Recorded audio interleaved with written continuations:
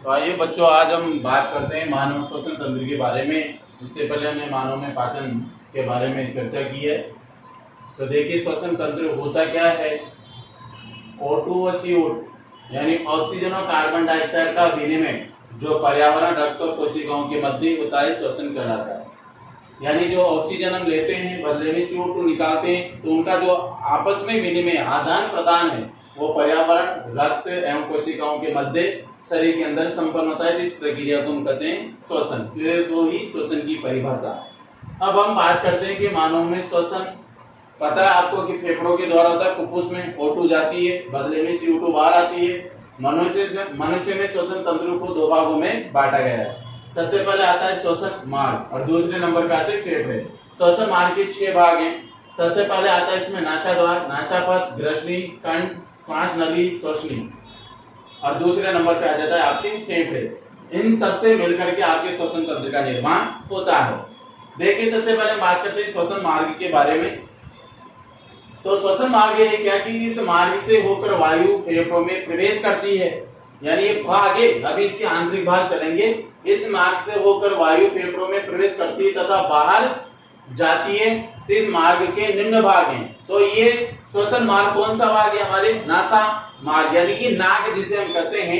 इसी मार्ग से वायु हमारे शरीर में प्रवेश कर फेफड़ों तक पहुंचती है और इसी के द्वारा बाहर आती है। तो ये भाग है। अब इसके निम्न भाग, सबसे पहले आता है नासा द्वार। इस नासा द्वार के अंदर आप देखिए, ये रहा नासा द्वार। ये चित्र में आप देख सकते हैं नासा द्वार, जिसको हम नाक कहते हैं। मनुष्य में एक जोड़ी नासा द्वार पाए जाते हैं। ये रहा एक जोड़ी नाक जिसे हम कहते हैं। इसमें 2 छिद्र होते हैं। वायु शरीर में इसी के द्वारा अंदर प्रवेश करती है। यानी जो ऑक्सीजन आप श्वास के द्वारा लेते हैं वो इसी मार्ग से अंदर प्रवेश करती है। तो ये काम किसका था? नासा द्वार का। नासा द्वार जैसे आगे जाएगा तो आगे चल करके ये आगे नासा पथ में खुलती है। दोनों नाक यानी छिद्र आगे जाकर के नासा पथ में खुलते हैं। उस नासा पथ के अंदर एक तो आपके रोम यानी कि बाल नाक के अंदर पाए जाते हैं, और एक होती है श्लेष्मा झिल्ली। वो श्लेष्मा, दोनों श्लेष्मा एक प्रकार का तरल पदार्थ स्रावित करती है। वही आपकी नाक के अंदर आने वाले कई प्रकार के हानिकारक जीवाणु, धूल आदि को यहाँ पर रोक लेता है। तो देखिए, इसमें प्रत्येक नासा द्वार अपनी ओर से, ये छिद्र है, एक छिद्र है, दोनों छिद्रों में दोनों ओर से नासा पथ में खुलेगा। और नासा पथ के अंदर एक तो रोम और एक श्लेष्मा पाई जाती है। जो वायु, जो आपने ऑक्सीजन ग्रहण की है, उस वायु या ऑक्सीजन में मिश्रित धूल के कण एवं जीवाणु जो वायु के साथ आते हैं, वो श्लेष्मा से चिपक करके इस रोम या श्लेष्मा के साथ इसी पथ के अग्रभाग में रह जाते हैं और स्वच्छ निस्पंदित यानी कि स्वच्छ साफ हुई ऑक्सीजन या वायु आपके फेफड़ों तक पहुंचती है। तो यहां से क्षण करके वायु आपके फेफड़ों तक पहुंचती है। इसके बाद ये नासापथ का कार्य हो गया। अब आता है आपके ग्रसनी। ग्रसनी क्या है कि जैसे नासापथ आगे जाएगा, ये रही ग्रसनी। ये चित्र के अंदर आप देख सकते हैं, नासापथ का जो अग्रभाग है वो सीधा ग्रसनी में जाकर के खुलता है। ग्रसनी आगे जाकर किसमें खुलती है? कंठ में खुलती है। अब कंठ को हम क्या करते हैं? स्वर यंत्र भी करते हैं। जब हम बोलते हैं तो इस कंठ के द्वारा ही कंपन होकर के कई प्रकार की आवाजें हम निकालते हैं। ये काम होता है कंठ का, इसलिए इसको स्वर यंत्र भी बोला जाता है। तो नासा ग्रसनी का काम हुआ। नासापथ ग्रसनी से ग्रसनी में खुलता है और ग्रसनी आगे चल करके किसमें खुलती है? कंठ में खुलती है। अब देखिए, कंठ क्या है? इसे स्वर यंत्र भी हम कहते हैं। स्वर का मतलब क्या होता है? कई प्रकार की आवाज निकालने वाला यंत्र। जब हम बोलते हैं तो एक कंपन करता है, इससे कई प्रकार की आवाजें हमारे मुख द्वारा बाहर निकलती है। यही कंठ आगे श्वास नली में खुलता है। ये रही श्वास नली। ये श्वास नली उपास्थि की बनी हुई सी आकार के छल्लों द्वारा बनी हुई एक नलिका होती है, जो वायु के रहने नहीं रहने पर भी है पिचकती नहीं है। इसमें 9 प्रकार के उपास्थि बले पाए जाते हैं। कितने प्रकार के? 9 प्रकार के। वायु रहने नहीं रहने पर भी ये पिचकती नहीं है। तो ये इन छल्लों का रूप है, जो अंग्रेजी के सी आकार के होते हैं। उसके कारण ये पिचकती नहीं है। वायु रहे या नहीं रहे, फिर भी ये जहां की जगह व्यवस्थित रहती है। इसके बाद हम बात करें श्वास नली की। तो श्वास नली क्या है? ये कंठ से प्रारंभ होकर, ये रही कंठ से प्रारंभ होकर गर्दन में होती हुई, ये यहाँ से होती हुई गर्दन में होती हुई वक्ष गुहा, वक्ष गुहा का मतलब होता है चेस्ट यानी कि छाती, वक्ष गुहा तक स्थित होती है। तो ये देखिए यहाँ से यहाँ तक आ रही है और ये छाती तक, जहां से आपके दोनों फेफड़े आ जाते हैं। तो एक तो लेफ्ट और एक राइट, दो फेफड़े होते हैं आपके, एक तो दायां और एक बायां। श्वास नली वहां तक पहुंच जाती है, वक्ष गुहा तक जाती है। अब आती है श्वसनी, ये रही आपकी श्वसनी, जहां से श्वास नली के आपके दो भाग होते हैं, एक भाग तो आपके दाएं फेफड़े में और एक भाग बाएं फेफड़े में। श्वास नली वक्ष गुहा में दो भागों में बट जाती है, ये बट गई। ये देखिए श्वास नली है, यहां से एक तो ये इधर चली गई और एक इधर चली गई, यानी एक तो दाएं फेफड़े में और एक बाएं फेफड़े में बढ़ जाती है, दो भागों में बढ़ जाती है, जिन्हें क्रमशः दाएं एवं बाएं श्वसनी हम कहते हैं। तो इधर वाली आपके दाएं श्वसनी, इधर वाली बाएं श्वसनी कहलाती है आपकी।